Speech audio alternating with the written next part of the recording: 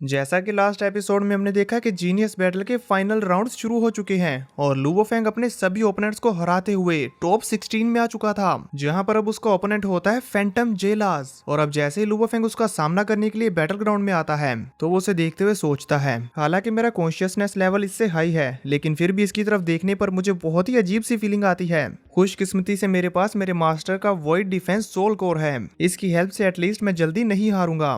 और क्योंकि जेलास के स्पिरिचुअल अटैक्स बहुत ज्यादा पावरफुल हैं जबकि इसकी फिजिक वीक है, तो मैं इसी का फायदा उठाते हुए जितनी जल्दी हो सके अपनी मार्शल आर्ट टेक्निक्स का इस्तेमाल करते हुए इस मैच को खत्म करूंगा। ये कहते साथ ही लू वोफेंग अपने गॉडली डिसेंडेंट आर्मामेंट की इल्यूजन स्वॉर्ड फॉर्म का इस्तेमाल करते हुए बड़ी तेजी के साथ फैंटम जेलास के ऊपर हमला करने के लिए आगे बढ़ जाता है। अब इससे पहले कि उसका ये अटैक फैंटम को हिट हो पाता तभी हम देखते हैं कि फैंटम ने अपना स्पिरिचुअल अटैक लू वोफेंग के ऊपर कर दिया था, जिसका फैंग शिकार हो जाता है। और अब उसके इस अटैक की वजह से लू वोफेंग अपने माइंड में खो जाता है।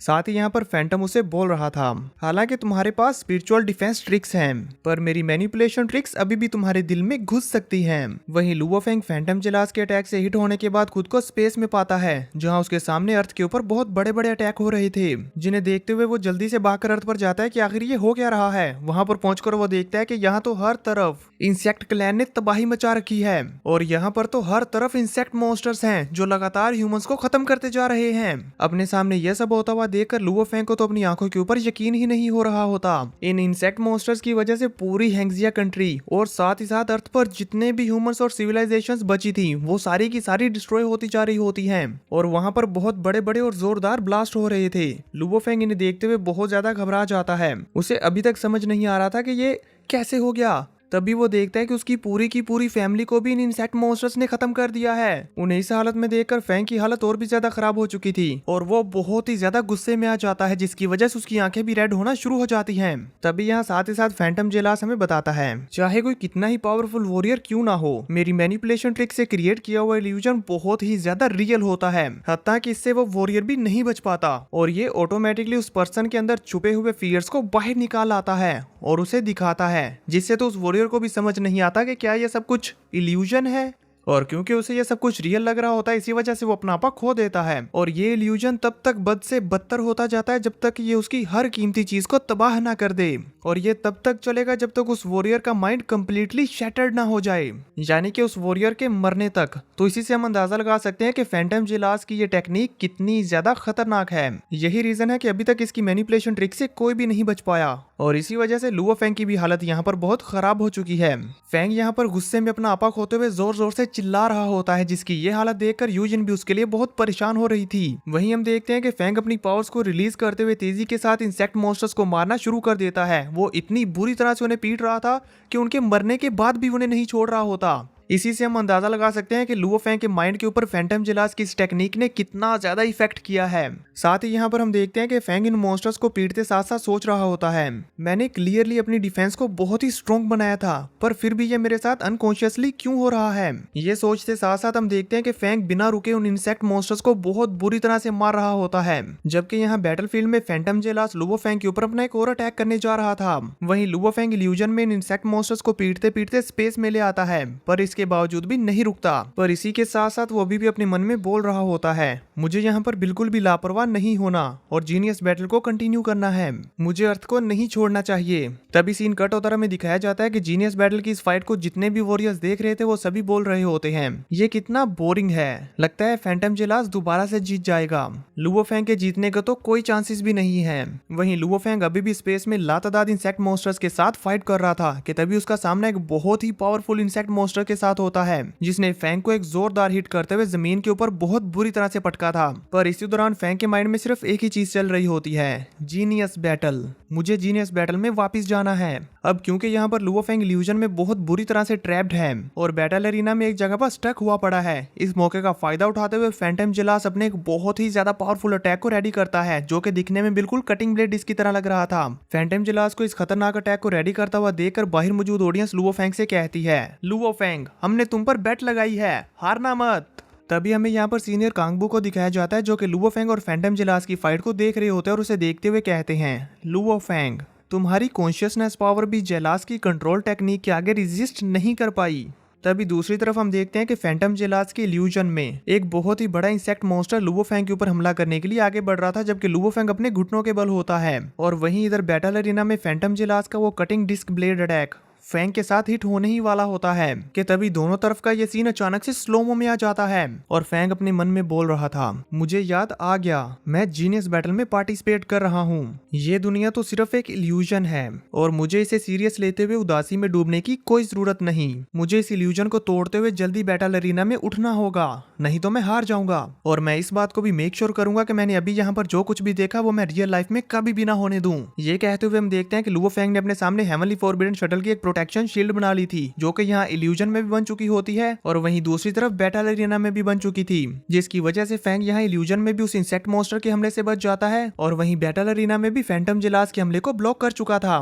पर अभी भी वो यहाँ पर रियलिटी में वापस नहीं आ पा रहा था, इसीलिए वो अपने मन ही मन कहता है, सोचो वॉरियर ली शान और लीडर होंग ने मुझे जो मेंटल टेक्निक से सिखाई थी। यहाँ पर हम देखते हैं कि उन्हें सोचते हुए लुवो फेंग को अपने गोल्डन और बीस्ट के कोर से काफी सारी एनर्जी मिलना शुरू हो जाती है और कहीं ना कहीं ये चीज वॉरियर ली शान और लीडर होंग भी सेंस कर पा रहे थे। इसी वजह से लुवो फेंग को देखते हुए वॉरियर ली शान कहते हैं, थर्ड ब्रदर जल्दी से उठो। और इसी के साथ हम देखते हैं कि लुवो फेंग एक जोरदार चीख के साथ अपनी आंखें खोलता है, जिसके अंदर से गोल्डन हॉर्न बीस्ट की एनर्जी बाहर आ रही थी और इसी के साथ वो फैंटम जेलास की इल्यूजन टेक्निक को तोड़ देता है, जो देखकर तो फैंटम जेलास भी काफी शॉक होता है क्योंकि जिंदगी में पहली बार उसकी टेक्निक को किसी ने चकनाचूर किया है। पर इसके बावजूद भी वो हार नहीं मानता, वो लुवो फेंग के ऊपर दोबारा से इस टेक्निक को परफॉर्म करता है, जिसकी वजह से लुवो फेंग को दोबारा से अपनी फैमिली की वही दर्द भरी मेमोरीज दिखाई देती है। पर हम देखते हैं कि फेंग अब ये सब कुछ जान चुका था कि ये सिर्फ और सिर्फ एक इल्यूजन है, इसलिए वो कहता है, तुम्हारी सेम टेक्निक मेरे ऊपर दोबारा से इस्तेमाल नहीं की जा सकती और अब मेरी बारी है।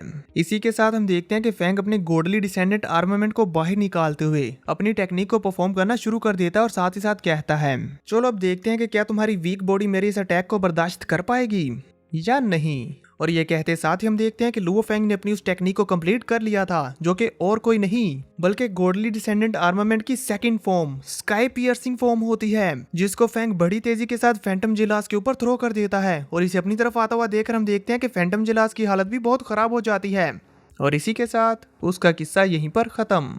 वो बेचारा इससे नहीं बच पाता। फैंग को इस मैच को जीते हुए देखकर बाहर बैठी हुई ऑडियंस बहुत ही ज्यादा खुश होती है। उन लोगों को तो अपनी आंखों पर यकीन ही नहीं हो रहा होता। वो कहते हैं, क्या ये वाकई सच में हो रहा है? क्या लुवो फेंग ने सारी सिचुएशन को पलट के रख दिया? जबकि वो लोग जिन्होंने फैंटम जेलास के ऊपर बैटिंग की थी वो कहते हैं, नेक्स्ट टाइम हम लुवो फेंग के ऊपर बैटिंग करेंगे क्योंकि लुवो फेंग का कॉन्शियसनेस लेवल बहुत ज्यादा हाई है, ये तो बहुत ज्यादा स्ट्रॉन्ग है। उसी ऑडियंस के बीच में हम लाइट वुका को देखते हैं, जो लुवो फेंग की इस मैच को देखते हुए कहती है, जब से ये जीनियस बैटल शुरू हुई है ये पहली बार है कि किसी ने फैंटम जेलास की इल्यूजन टेक्निक को फेल किया है। वहीं रोंगजुन भी इस मैच को देखते हुए बोल रहा था, लुवो फेंग मैं तुम्हारे साथ दोबारा कम्पीट करने के इंतजार में हूँ। फेंग की फैमिली भी लुवो फेंग को विन करते हुए देखकर बहुत खुश हो जाती है और उसका ब्रदर कहता है, मेरा ब्रदर तो बहुत कूल है और अब ब्रदर टॉप 8 में इंटर हो चुका है। इसी का प्राइस कम से कम 1000 हुन युआन है। ये हे बच्चे पीछे से हुआ के ऊपर जंप करते हुए कहते हैं, हमारे डैड चैंपियन होंगे। अब फिर इसके बाद एक बाकी सभी वॉरियर्स के मैचेस को भी दिखाया जाता है और इसके बाद फाइनली यहाँ पर बारी आती है लुवो फेंग और एआई चैन की और हम देखते हैं कि ये दोनों ही एक दूसरे के ओपोनेंट होते हैं, लुवो फेंग वर्सेस एआई चैन। ये अनाउंसमेंट सुनकर हम देखते हैं कि बैटलफील्ड में जाने से पहले एआई चैन लुवो फेंग के पास आती है और उससे कहती है, हेलो मिस्टर लुवो फेंग, मैं हूँ एआई चैन, मैं आपको काफी लंबे समय से देखती आ रही हूँ। ये कहते हुए वो लुवो फेंग की तरफ हाथ आगे बढ़ाती है तो लुवो फेंग भी उसके साथ हैंडशेक करता है और साथ ही साथ कहता है, मिस एआई चैन आपकी स्वॉर्ड टेक्निक तो बहुत ही यूनिक और हार्ड टू प्रिडिक्ट है। कोई शक नहीं कि आपका नाम क्यों लाइट सेबर हर जगह पर फेमस है। फेंग के मुंह से अपनी तारीफ सुनकर एआई चैन काफी खुश होती है और साथ ही साथ फेंग से कहती है, आप भी लॉ ऑफ मेटल ओरिजिन में इंटर हो चुके हैं और आपकी स्पिरिचुअल पावर बहुत ज्यादा स्ट्रॉन्ग है और इसी के साथ आप हाई स्पीड स्पिरिचुअल वेपन्स को यूज करने में स्किल्ड हैं और इल्यूजन्स भी यूज कर सकते हैं। आपकी एबिलिटीज को अंडर एस्टिमेट नहीं किया जा सकता। अनफॉर्चुनेटली आपकी ओपोनेंट मैं हूँ। ये कहते हुए वो फेंग के पास से टेलीपोर्ट होकर दूर चली जाती है और फिर वहां से इशारा करते हुए कहती है, मिस्टर लुवो फेंग अब आपके साथ बैटलफील्ड में मुलाकात होगी, मुझे आपके साथ फाइट करने का बेसब्री से इंतजार है। ये कहते हुए वो वहां से चली जाती है, जबकि लुओ फेंग अपने मन में सोच रहा होता है पिछली फाइट्स में ये हर बार बड़ी ही आसानी से विन करती आ रही है और इसने कभी भी अपने फुल एफर्ट्स के साथ फाइटिंग नहीं की। मैं हैरान हूँ कि आखिर इसके पास ऐसा कौन सा ट्रम्प कार्ड है। फेंग यहाँ पर यह सब सोच रहा होता है, जबकि हम देखते हैं कि एएचएन अपने सभी चाहने वालों से मिल रही थी और यहाँ से हमें पता चलता है कि एएचएन वाकई में ही यूनिवर्स में बहुत मशहूर है। अब इसके बाद सीन कट होता है और डायरेक्टली हमें दिखाया जाता है बैटलफील्ड का सीन, जहाँ पर लुओ फेंग आते साथ ही अपने वेपन्स को बाहर निकालकर फाइट के लिए तैयार हो जाता है, जबकि एएचएन लुओ फेंग की फिरकी लेते हुए कहती है, मिस्टर लुओ फेंग, आप बहुत नर्वस नजर आ रहे हैं, चले मैं आपकी इस नर्वसनेस को दूर करती हूँ। ये कहते साथ साथ वो लुओ फेंग के पास आकर उसे एक किस देती हुए उसके सामने एक बड़ा सा हार्ट बनाती है। उसकी ये हरकत देखकर यूजिन तो गुस्से में अपना मुंह फुला लेती है, जबकि हम देखते हैं कि यूजिन का ब्रदर वो तो एएचएन को ऐसा करता हुआ देखकर बहुत ज्यादा एक्साइटेड हो जाता है और उसके नाम का बैनर लेकर जोर जोर से वहां से चिल्लाने लगा था। तो इस पर यूजिन उसकी तरफ गुस्से में घूर कर देखती है और एक पंच बनाती है, जो देखकर उसका भाई डर गया था। वहीं ये बैटलफील्ड में मैच स्टार्ट होता है, जहाँ पर हम देखते हैं कि एएचएन मैच स्टार्ट होते साथ ही बड़ी तेजी के साथ अपनी स्वॉर्ड को निकालते हुए फेंग के ऊपर हमला कर देती है और यहाँ पर उसकी स्पीड बहुत ही ज्यादा फास्ट होती है। वो चारों तरफ से फेंग के ऊपर अटैक कर रही थी, जिसे फेंग ब्लॉक कर रहा होता है, पर यहाँ पर हम देखते हैं कि एएचएन तो हमें नजर भी नहीं आ रही थी। फेंग उसके सभी स्वॉर्ड अटैक्स को ब्लॉक करते हुए कहता है, तो ये है इसका ट्रम्प कार्ड। ये लाइट डिस्टोर्शन को कैमोफ्लेज के तौर पर यूज करती है, पर अनफॉर्चुनेटली मेरे सामने इसकी ये चालें काम नहीं करेंगी। और यहाँ पर हम देखते हैं कि बिल्कुल सच भी होता है, क्योंकि लुओ फेंग इसके हर हमले से बच रहा था। हालांकि ये दोनों बड़ी तेजी के साथ फाइट कर रहे थे, पर फिर भी लुओ फेंग इसके सभी हमलों से बच रहा होता है। फेंग एएचएन के साथ फाइट करते हुए उसके हमलों को ब्लॉक कर रहा होता है और साथ ही साथ उसके ऊपर हमले भी कर रहा था, पर इसका कोई भी फायदा नहीं हो रहा होता, क्योंकि एएचएन ऑलरेडी बहुत ज्यादा फास्ट है। पर इसके साथ फाइट करते साथ साथ लुओ फेंग हमें बताता है, फॉर्चुनेटली फर्स्ट ब्रदर भी लॉ ऑफ लाइट ओरिजिन को प्रैक्टिस कर रहे हैं और उनसे ली हुई स्पेशल ट्रेनिंग की वजह से मैं इसके हमलों को एक्यूरेटली सेंस कर सकता हूँ। तभी फाइट के दौरान एएचएन अपनी दोनों स्वॉर्ड्स के साथ फेंग के ऊपर एक घातक हमला करती है, जिसे फेंग ने अपनी हेवनली फॉरबिडन शटल का इस्तेमाल करते हुए ब्लॉक कर लिया था। पर इसके ब्लॉक करने का इम्पैक्ट भी कितना ज्यादा था ये आप स्क्रीन पर देख ही सकते हैं। अब इससे पहले कि एएचएन खुद को संभाल पाती, तभी लुओ फेंग तेजी के साथ एएचएन के ऊपर अपनी फिश स्वॉर्ड से अटैक कर देता है। वो अटैक क्योंकि बहुत ज्यादा फास्ट था और एएचएन उसे नहीं ब्लॉक कर सकती थी, इसीलिए वो अपनी डोमेन को यूज करती है। और उसकी डोमेन की एबिलिटीज ये होती हैं कि उसके अंदर सारा का सारा टाइम एंड स्पेस और जो भी हरकत हो रही होती है वो सारी की सारी रुक जाती है। और अब अपनी डोमेन का फायदा उठाते हुए वो लुओ फेंग के पीछे आकर उसे जान से मारने ही वाली थी कि तभी हम देखते हैं कि लुओ फेंग इसकी डोमेन में भी मूव कर लेता है और उसके हमले को ब्लॉक कर लेता है।